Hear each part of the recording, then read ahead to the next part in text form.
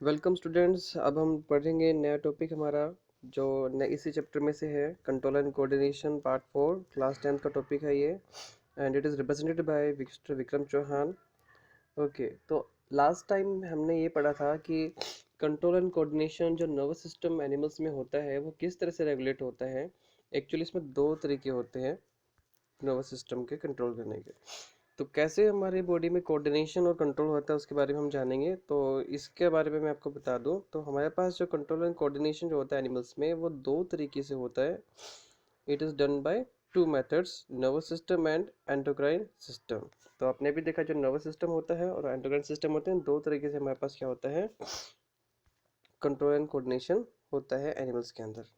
अब एनिमल्स में जो कंट्रोल एंड कोऑर्डिनेशन होता है इसके बारे में हमने पढ़ा। अब हम देखते हैं नर्वस सिस्टम जो होता है, हमारे उसमें पढ़ चुके हैं पहले ही। नर्वस सिस्टम में हमारे पास स्टिमुलस होता है। स्टिमुलस क्या चीज़ होती है ये मैं आपको पहले बता चुका हूँ। कोई भी सडन अचानक जो चेंज आता है हमारे सराउंडिंग एनवायरनमेंट में जिसके लिए हम रिस्पॉन्स देते हैं वो स्टिमुलाई कहलाता है। और उसके अगेंस्ट हमने जो रिस्पॉन्स दिया वो तीन तरीके से होता है, हम ये पढ़ चुके हैं, voluntary, involuntary and reflex. Human nervous system उसके बाद हमने पढ़ा था जिसमें दो पार्ट्स होते हैं, central nervous system and peripheral nervous system. इसके बाद हम आगे पढ़ेंगे एडवांटेजेस क्या होते हैं नर्वस सिस्टम के। नर्वस सिस्टम के बहुत सारे एडवांटेजेस होते हैं जो कि हमें बेनिफिशियल बनाते हैं। क्या बेनिफिट एडवांटेज होते हैं? ये फास्ट और क्विक होता है, जल्दी से किसी मैसेज को एक जगह से दूसरी जगह भेजने में हेल्प करता है, शॉर्ट लिव्ड होता है और हमारी बॉडी को किसी भी तरीके के हार्म से बचाता है। तो ये हमारे पास इसके क्या है, एडवांटेजेस हैं। इसके अलावा इसमें कुछ लिमिटेशंस भी होती हैं, हम उनके बारे में भी पढ़ेंगे। पहली लिमिटेशन ये होता है कि नर्व इम्पल्स जो होता है वो सिर्फ उसी जगह पे जा सकता है जहाँ पे हमारे पास नर्वस टिश्यू प्रेजेंट है। और एक बार जब मैसेज जनरेट हो जाता है, इम्पल्स जनरेट हो जाता है, ट्रांसमिट होना शुरू करता है, तो वो रेस्ट रीसेट होने में उसको टाइम लगता है ताकि वो नेक्स्ट मैसेज लेके जाए। दैट मीन्स कि एक बार में एक ही मैसेज को लेके जा सकता है और मल्टीपल मैसेजेस नहीं लेके जा सकता। इसमें क्या होता है, cells can not continually create and transmit impulse. जो सेल्स होते हैं वो क्रिएट और ट्रांसमिट नहीं कर सकता इम्पल्स लगातार, ये सिर्फ एक बार में एक ही मैसेज को लेके जा सकता है। शॉर्ट लिव्ड होते हैं, लॉन्ग टाइम तक ये काम नहीं कर सकते और एक बार में एक ही मैसेज कैरी करते हैं। इन सभी लिमिटेशंस को देखते हुए हमारे पास क्या है, इनको ओवरकम करने के लिए एक न्यू सिस्टम है जिसे हम कहते हैं केमिकल कोऑर्डिनेशन, जिससे कंट्रोल हम जिसका दूसरा नाम है एंडोक्राइन सिस्टम। एंडोक्राइन सिस्टम में क्या होता है, हॉर्मोन्स होते हैं, स्पेशल तरह के हॉर्मोन्स प्रोड्यूस किए जाते हैं एंडोक्राइन ग्लैंड्स के द्वारा। और ये एंडोक्राइन ग्लैंड्स जैसे ही हार्मोन को रिलीज करता है, ये यहाँ से रिलीज होने के बाद अपने पर्टिकुलर ऑर्गन्स पे पहुंच जाते हैं वाया ब्लड। और फिर वहाँ पर रिसेप्टर्स प्रेजेंट होते हैं उन ऑर्गन्स के पास और इस हार्मोन को रिसीव करके उन पे मैसेज आ जाता है और अपना काम करना वो शुरू कर देते हैं जिसके लिए बने होते हैं। अब मैं आपको बताने वाला हूँ कि ग्लैंड्स कितने टाइप्स के होते हैं। ग्लैंड्स क्या होते हैं, कोई भी ऑर्गन्स जिनकी एबिलिटी होती है सिक्रीट करने की उन्हें हम ग्लैंड्स कहते हैं। ग्लैंड्स टू टाइप्स के होते हैं, endocrine glands and exocrine glands. जो ग्लैंड्स एंडोक्राइन होते हैं इनके पास डक्ट नहीं होता है और एक्सोक्राइन ग्लैंड के पास डक्ट होता है। एंडोक्राइन ग्लैंड्स हार्मोन प्रोड्यूस करते हैं जैसे आप देख रहे हो, और ये एंजाइम प्रोड्यूस करते हैं एक्सोक्राइन ग्लैंड्स। इनकी सिक्रेशन जो होती है वो ब्लड में रिलीज होती है। और जो हमारे पास दूसरे हार्मोन्स होते हैं इनकी सिक्रेशन रिलीज होती है एक्सोक्राइन ग्लैंड्स की किसी पर्टिकुलर प्लेस पे। एग्जाम्पल इनके क्या है, पिट्यूटरी और सलाइवरी ग्लैंड।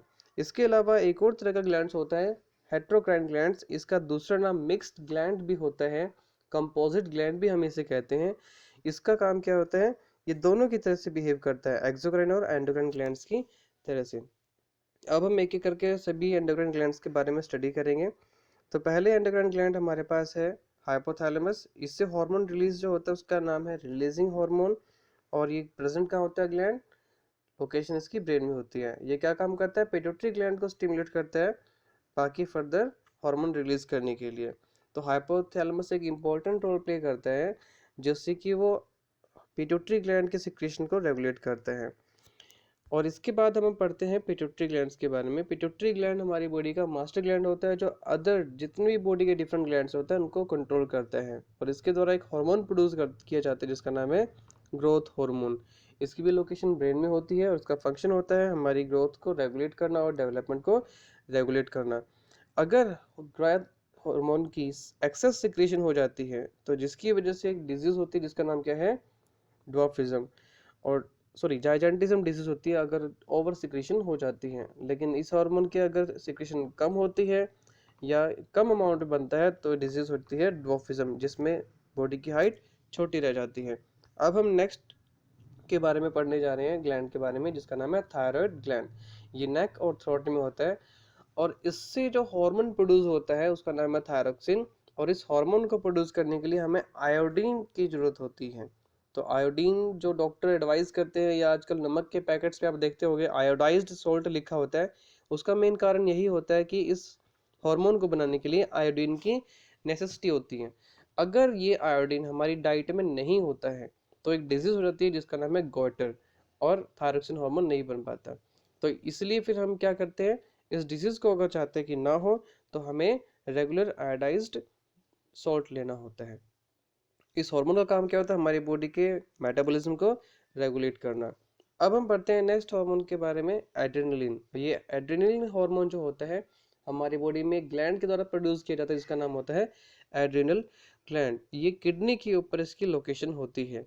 फंक्शन इसका क्या होता है, रेगुलेशन करना होता है ब्लड प्रेशर को और हार्ट बीट को, वो कार्बोहाइड्रेट मेटाबॉलिज्म। ये इमरजेंसी सिचुएशन में काम करता है इसलिए इसको हम इमरजेंसी हार्मोन्स भी कहते हैं, क्योंकि कब काम कर रहा होता है, इमरजेंसी सिचुएशन में। जैसे आपके सामने कोई डॉग आ जाता है और वो आपके पीछे पड़ जाता है, जब साइकिल पे जा रहे हो अचानक कोई चिल्ला दे और आप डर जाते हो तो उसमें पर आपकी हार्ट बीट ब्लड प्रेशर जो बढ़ जाते हैं ताकि आपकी बॉडी अलर्ट हो जाए और उस सिचुएशन के लिए एक्टिव हो जाए। इसी दौरान हमारी बॉडी में जो होता है डाइजेशन का प्रोसेस स्लो हो जाता है और हमारे पास इस तरीके से क्या है, ये ग्लैंड काम करता है, इसलिए इसको इमरजेंसी हार्मोन भी कहते हैं। Next we will discuss about the next endocrine gland, that's name is pancreas. Pancreas एक हार्मोन प्रोड्यूस करता है जिसका नाम है इंसुलिन और ये स्टमक के नीचे प्रेजेंट होता है ग्लैंड।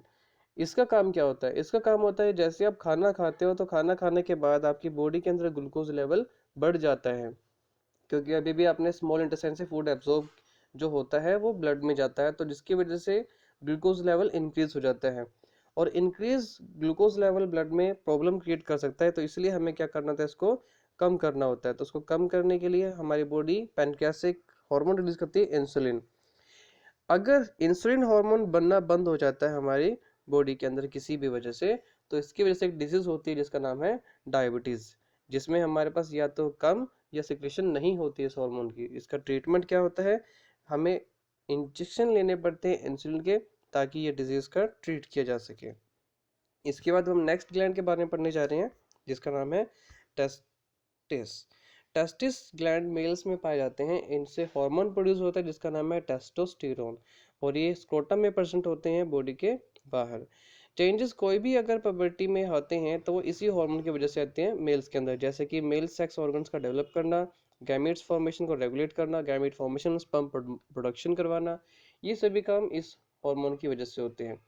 मेल में जितने भी इस तरह के चेंजेस होते हैं, दाढ़ी आना, बियर्ड आना, मस्टाश आना, शोल्डर का ब्रॉड हो जाना, वॉइस चेंज होना, ये सभी के सभी चेंजेस इसी हार्मोन की वजह से आते हैं। अब हम नेक्स्ट हार्मोन के बारे में पढ़ने जा रहे हैं जिसका नाम है ऑस्ट्रोजन। ये ओवरीज के द्वारा प्रोड्यूस किया जाता है फीमेल्स में और ओवरीज जो होती हैं बॉडी के लोअर एब्डोमिनल पार्ट में प्रेजेंट होती हैं। इनका फंक्शन क्या होता है, कोई भी जो चेंजेस जो गर्ल्स में आते हैं फीमेल्स में आते हैं उनको पुबर्टी के दौरान वो इस हार्मोन की वजह से आते हैं। साथ ही साथ इसका काम क्या होता है, मेंस्ट्रुअल साइकिल को रेगुलेट करना, ओवम प्रोडक्शन में हम करना, और ये इस तरह के रोल प्ले करता है। अब हम इनकी लोकेशन जो मैंने आपको बताई थी उनके बारे में एक एक करके देखते हैं लोकेशन कहाँ होती है। आप अभी देख रहे होगे जैसे इसके अंदर हमारे पास हाइपोथैलेमस ब्रेन में प्रेजेंट है, पिनियल ग्लैंड है, पिट्यूटरी ग्लैंड है, ये सभी ब्रेन में प्रेजेंट होते हैं। पिनियल ग्लैंड हमारी बॉडी की 24 रिदम को हमें कंट्रोल करने का काम करता है। थायराइड ग्लैंड आप नेक में देख रहे होगे, जैसे ही इस हार्मोन की अगर कमी हो जाती है थायराइड ग्लैंड के द्वारा जो बनाया गया हार्मोन थायरोसिन, तो डिजीज हो जाती है गोइटर, इसलिए इसका प्रोडक्शन हमारे लिए जरूरी है। और अगर ये आयोडीन नहीं लेते हैं तो गर्दन में थायराइड ग्लैंड होता है ये एनलार्ज कर जाता है, स्वेल कर जाता है। नेक्स्ट आप एड्रिनल ग्लैंड देख रहे होगे, ये किडनी के ऊपर प्रेजेंट है, दोनों साइड में किडनी है। स्टमक के नीचे हमारे पास पैनक्रियाज होता है, और लोअर एब्डोमिनल पार्ट में फीमेल रिप्रोडक्टिव सिस्टम के अंदर ओवरीज, और मेल्स में टेस्टिस जो कि बॉडी के बाहर होते हैं। तो ये क्या होते हैं हमारे पास डिफरेंट तरह के ऑर्गन्स पड़े हैं। अब ये हार्मोन्स रेगुलेट कैसे होते हैं, कब इन हार्मोन्स का बनना होता है, कैसे कंटिन्यू होते हैं, उसके बारे में हम जानते हैं, जिसे कहते हैं फीडबैक मैकेनिज्म। उसके बारे में पढ़ेंगे। ओके, तो रेगुलेशन कैसे होती है हमारी बॉडी के अंदर हार्मोन्स, ये हार्मोन्स ज़्यादा बनने हैं कम बनने हैं कैसे कंट्रोल होते हैं, तो उसके बारे में जो हम पढ़ेंगे ये मैकेनिज्म के द्वारा तो है, जिसका नाम होता है फीडबैक मैकेनिज्म। इसको रेगुलेट करने का काम करता है हार्मोन के एक्शन को, इसकी टाइमिंग अमाउंट जो रिलीज होती है उसको भी कंट्रोल करने का काम इसी मैकेनिज्म के द्वारा होता है, जिसे फीडबैक मैकेनिज्म कहते हैं। एग्जाम्पल के लिए मैं आपको डायबिटीज़ का केस या शुगर लेवल के केस के बारे में बताता हूँ। जैसे कि हमारे पास खाना हमने खाया है तो ब्लड में शुगर लेवल क्या कर जाता है, इंक्रीज कर जाता है, जिसकी वजह से इसको डिटेक्ट कौन करता है, पेनक्रियाज। और पेनक्रियाज के साथ डिटेक्ट करने के बाद क्या करते हैं, एक हार्मोन प्रोड्यूस करते हैं जिसका नाम क्या होता है, इंसुलिन। और इंसुलिन हार्मोन फिर क्या करता है, शुगर लेवल को कम कर देता है या नॉर्मल पे ले आता है। बट जैसे ही शुगर लेवल कम हो जाता है या नॉर्मल पे आ जाता है, तो क्या होता है फिर हमारी बॉडी के अंदर ये लेवल का अमाउंट डिक्रीज होता है शुगर का। तो जैसे ही हमारे पास शुगर लेवल डिक्रीज होता है, तो ये फिर डिटेक्ट किया जाता है हमारे सेल्स के द्वारा, पेनक्रियाज के, और इंसुलिन प्रोडक्शन स्टॉप हो जाती है। तो इस तरह से कब हार्मोन रिलीज होना है कब नहीं होना ये रेगुलेट होते हैं, यानी कि जब शुगर लेवल इंक्रीज कर जाता है तो इंसुलिन प्रोड्यूस होगा, जब शुगर लेवल कम हो जाता है, नॉर्मल हो जाता है, तो इंसुलिन प्रोडक्शन बंद हो जाती है। तो इस तरीके से हमारी बॉडी में ये रेगुलेशन होती है, और इसे हम फीडबैक मैकेनिज्म कहते हैं। आई होप आपको ये सब अच्छे से समझ आया होगा। अब हमने एंडोक्राइन सिस्टम के बारे में पढ़ा था, एंडोक्राइन ग्लैंड्स के बारे में पढ़ा था जो ह्यूमंस में होते हैं, इनकी लोकेशंस के बारे में पढ़ा। तो आज आई होप आपको सब अच्छे से समझ आया होगा। अगर फिर भी कोई डाउट आपके हैं तो आप मुझसे डिस्कस कर सकते हैं। Thank you.